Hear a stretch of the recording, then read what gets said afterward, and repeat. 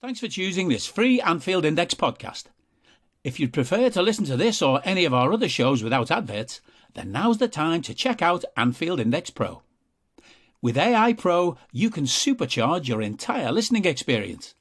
You'll not only get all of our podcasts without the ads, but you'll have them far faster with our Quick Publish feature available exclusively for subscribers. AI Pro also puts you in the heart of our sound studio, with an option to listen to many of our shows live and interact with the podcasters in real time as the shows are recording. Upgrading couldn't be easier. AI Pro is available on all popular podcast platforms, and we have our own apps for Apple and Android.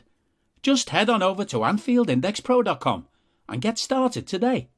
Hello and welcome to the Daily Red, your lunchtime catch-up on all things Liverpool FC on a very, very miserable shite of a day. On the day after Liverpool lost 3-1 to Brentford at the Brentford Community Stadium, or whatever it is called now, in one of the worst displays you're likely to see by any team in this round of Premier League games, a game in which Liverpool actually conceded 5 goals.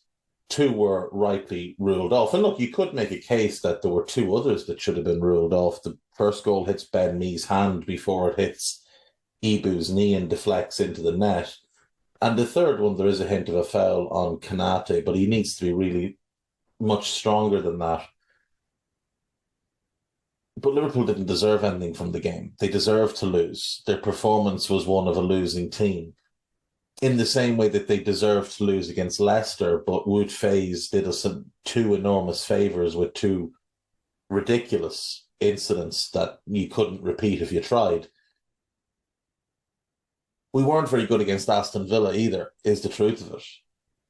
They had multiple big chances to score. Bailey had 2 chances he should have buried. John McGinn should have scored. They did score 1. Now, we could have scored a couple more as well, but we weren't good in the game. It was just 2 fairly average teams running up and down and not having any real plan of what to do when the opposition had the ball. And last night, we had no clue what to do when Brentford had the ball in any situation, barring about a 20-minute spell at the beginning of the second half. Our pressing was pretty much non-existent. Our defensive structure was pretty much non-existent. And most unusual for a Liverpool team in the Van Dijk era, we seem to have no idea how to defend set pieces. You would have imagined that one of the things we would have worked on ahead of this game was defending set pieces, given that is Brentford's primary source of goals. But it didn't seem like we'd done any prep work at all. That cluster that they form at the back post isn't just something they did yesterday. It's something they've done consistently for nigh on 18 months now. They don't do it on everyone, but they did it on everyone last night because it was working, because we had no idea how to cope with it. And when you've got Virgil and Ibu, 2 of the most dominant aerial defenders in Europe, in your team, and you're defending that poorly on set pieces. And remember, Fabinho's also quite good in the air. Alisson's great at dealing with corners and crosses and things like that. And Darwin's very good in the air. When you're completely lost like we were last night, it really does suggest that you haven't been properly prepared. And this team haven't looked prepared all season. This team has looked really poorly coached all season. They've looked poorly prepared. They haven't looked like a motivated team. There's been no intensity. The only times this team has looked well set up were the 2 games against City, one in the league, or one in the Charity Shield, and one in the league when we played that 4-4-2. They're the only times we've looked like we've actually prepared for the opposition. The rest of the time, it looks like we've taken the approach of just go out and play your game and you'll be better than them, which is, probably not what's happened. But there's been quite an unfortunate arrogance about how Liverpool have gone about this season. And we saw in the summer where Klopp refused to sign a midfielder and made multiple comments where he had a go at the fans who were calling for a midfielder, asked, what type of midfielder do we need? A good ones, Jurgen. We need good midfielders. That's what we need. Because you have Fabinho, who you've run into the ground, and Thiago, who's incredible but injury prone. And that's it. Naby Keita is a very good player, but he can't stay fit. Oxlade-Chamberlain is no longer good enough. Curtis Jones is yet to show he's good enough. Henderson is no longer anywhere close to good enough. Milner is no longer anywhere close to good enough. Harvey Elliott is simply not a midfielder. Stefan Bajcetic is a child, and Fabio Carvalho is also simply not a midfielder. You have two midfielders that are good enough to play for this team. And yet you arrogantly sat there multiple times and shot down the suggestion that we need midfielders. And I've been saying for the longest time, we don't just need a midfielder. In 2021, we needed a midfielder because Ginny had left and we didn't bother replacing him. And people thought, well, we won 2 cups and finished second and got to Champions League finals. That proved we didn't miss him. You're wrong. In fact, it proved we did miss him, because if we'd had him, we would have won everything. We lost the league because our midfield let us down. We lost the Champions League final because our midfield let us down. We were the better team on that day, but we didn't create enough. And when it came time to doing any defensive work, do you really think Gini Wijnaldum would have allowed Valverde to run like that? Not even slightly. With Thiago being less than 100% in that final, Fabinho looking exhausted, and Henderson doing what he normally does in big games, we cost ourselves the game. If we'd had Gini Wijnaldum or a replacement for Gini Wijnaldum, we win all 4 trophies last year. This past summer, we needed 2 midfielders because of Henderson's decline. So we needed the Gini replacement and we needed a Henderson replacement. Henderson was awful last season. He'd been very poor the year before and dreadful when he was played at centre-back, but in midfield he was poor. So you had 2 seasons where he had been well below the accepted level. So you needed 2 midfielders and you didn't sign any. You signed Arthur late in the window, pretty clear he wasn't a player you actually wanted. And now we head towards 2023 summer with 3 midfielders due to leave, still needing the other 2. We need 4 midfielders. We need 4 midfielders. That is the case. 3 is the minimum, but we need 4 to go with Fabinho and Thiago. You get 4 midfielders, then Jones is your 7th, Henderson is your 8th, and you just eat the contract because it's your own fault you gave it to him. He should be leaving on a free this summer. But sentimentality took over because he ran to the media. If Ginny had run to the media, maybe it would have been different. But the refusal, the arrogance to not keep our midfield refreshed and capable of doing what was asked of it is just incredible.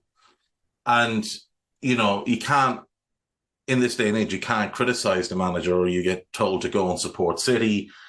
If you criticize the manager, some people think, oh, you're Klopp out now. Nobody has suggested that Klopp should leave. But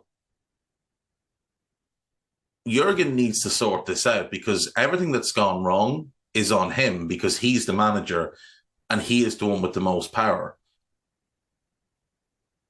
Whatever went on in pre-season, the different approach that was taken, both in terms of the physical preparation and the tactical preparation, it all went wrong.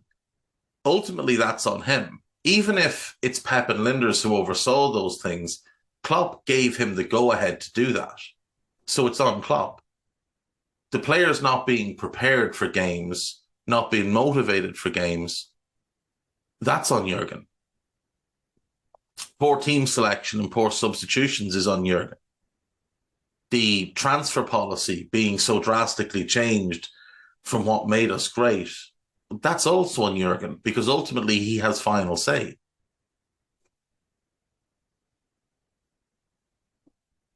He's obviously gotten far more right than wrong since joining the club.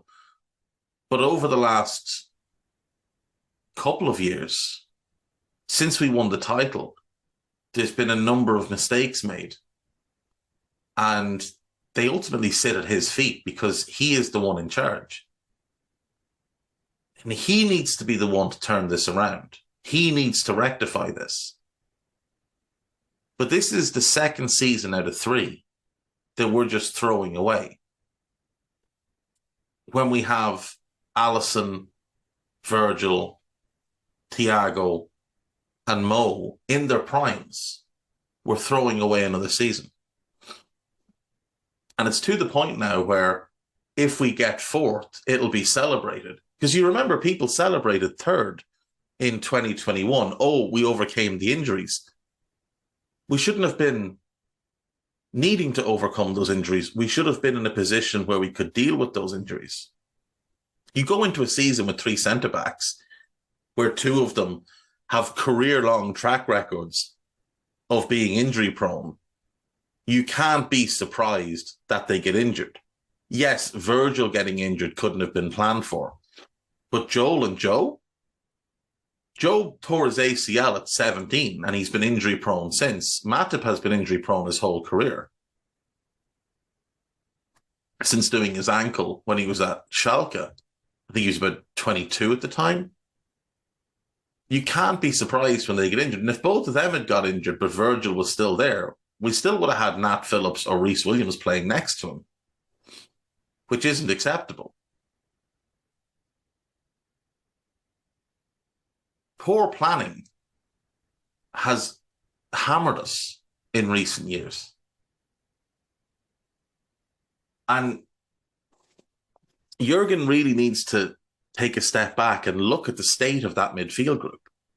And it's not just the midfield. I mean, we can go through the squad. This team needs more surgery than people want to accept.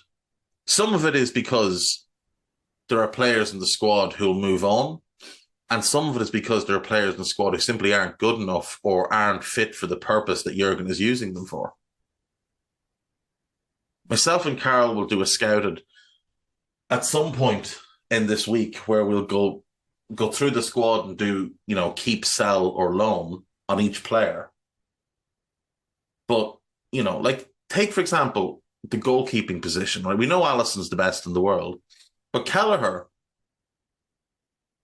I would expect to leave this summer because he wants to go and play regularly. And I don't think he'll accept a loan. I think he'll want to go permanently. And Adrian isn't fit for purpose. So we need 2 goalkeepers, unless they're convinced that Pitaluga or Harvey Davies or one of these other young keepers are ready to step in.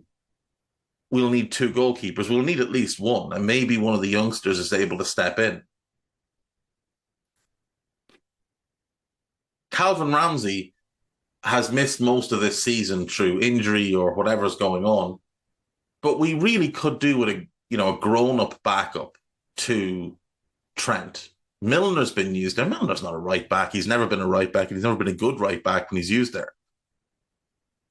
So we need a grown-up in that position. Costas will likely move on, and it's probably time to move Costas on. We probably should have sold him in the summer, in truth, and reinvested that money in the position. And if we got 20, I reckon we could have replaced him for about 10 and then put that other 10 towards something else. Joel Matip, might be time to move him on, given his age. Last year of his contract next season, last chance to get a decent fee for him. Joe Gomez, it's probably time to move him on. He's definitely declined, and at 25, I think he's 26 at the end of this season. He's entering his prime years. I'm assuming at some point he's going to want to go and play as a regular somewhere. We're stuck with Henderson. He can't go anywhere. But Curtis Jones might be one to consider selling. just because we're sell to buy and we need to bring in funds. It goes on and on. Bobby's going to leave in all likelihood. Naby, Milner, Ox, they're leaving. There's a lot to do. And we had a report last night from John Percy, who's as good as it gets for any of the Midlands clubs, that Liverpool are in, somewhat talks with Wolves over Matthias Nunes. Now, Matthias Nunes is a player we had basically gift wrapped to us in the summer, and somebody said, no, thank you. And he went to Wolves for 38 million. But apparently at that time, we agreed some sort of option where we could buy him for 44 million. Now, we can't buy him. Well, we could buy him in January, but he wouldn't be able to play until next season because he already played for Sporting and for Wolves this season. So he doesn't help in the short term. He's a very good player, and I'd be delighted to get him. I wanted him in the summer. We should have signed him in the summer. If we signed him in the summer, we probably wouldn't be in this massive mess that we're in now, because he at least brings some intensity and a capacity to press. But we also just have this infatuation with Jude Bellingham, as if Jude Bellingham is going to be the cure-all for all the problems we have. But you look at this team now and compare it to the team that won the European Cup and the Premier League, and in midfield in particular, it's chalk and cheese. That midfield ran over teams. This midfield is far too clever for its own good. As brilliant as Thiago is, he doesn't have the physical capacity of those players. Now, he's a much better player than Henderson or Wijnaldum, but he doesn't have the physical capacity that they had back then. And when he was coming into the team, it should have been as a replacement for Henderson, not Ginny, because what Ginny brought was so unique in terms of the defensive aspect.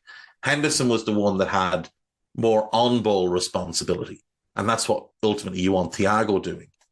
But Henderson was coming off a season where he'd been very good for those 4 months. So it was just a strange situation. But Jude Bellingham doesn't solve our problems. As fantastic a talent as he is, and as great a player as he might become in a couple of years, he doesn't solve our problems. But what he will do is he'll swallow up all our budget.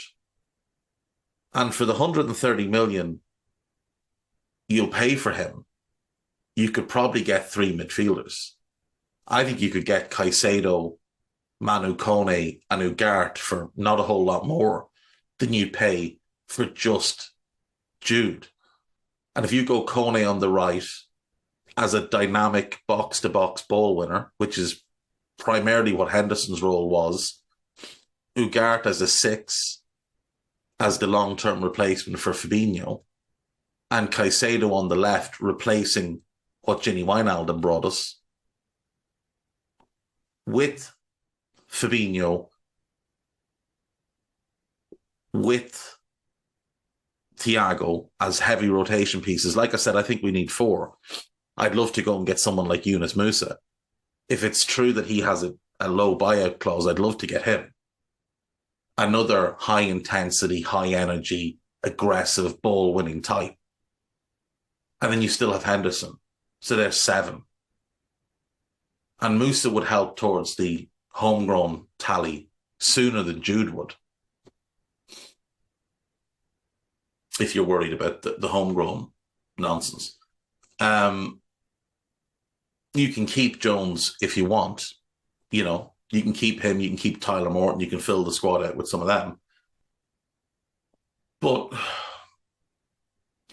there's major work needed, and I worry that we're going to just get infatuated, keep this infatuation up with Jude and sign him and turn him into the next Gerrard. But by that I mean where he is carrying a team that's not fit for purpose.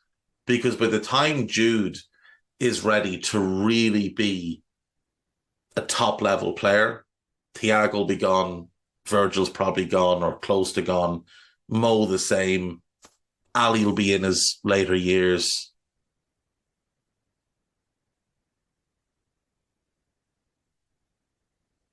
as great as Jude could be, I think that money is better spent elsewhere. I think if you could spend, say, let's say 170 million or 160, about 170 million on those four, Kone, Ugarte, Caicedo and Musa, and get back to having a midfield similar to what you used to have, but you still have the options of Fabinho and Thiago. Fabinho still remain a starter. Thiago, you start in the big games, but you always have legs and energy in there, and aggression and ball winning and pressing ability. We've forgotten how to press. We've forgotten how to press. It needs to be addressed. And we've lost that aggression and dominance in defence. And a part of that is because they're getting no protection. There's always a hole in midfield now. Always. Whether it's Henderson, whether it's Elliott, whether it's Oxlade-Chamberlain on the left, there's always a hole in midfield now. And that defence is getting overworked, overrun. I can't be arsed with any of the rest of it. I'll see you tomorrow. Bye-bye.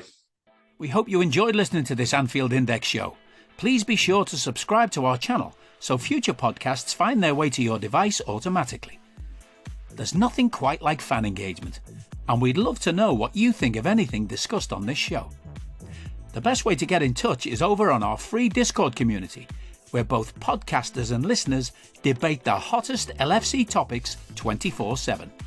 Sign up free now at AnfieldIndex.com/Discord. You won't regret it. You can also follow us on Twitter at Anfield Index and find us on Facebook by searching for Anfield Index. Oh, and before you go, we'd love it if you could leave us a 5-star review on your favourite podcast app. It only takes a couple of seconds, and it means the world to the people who create these free shows.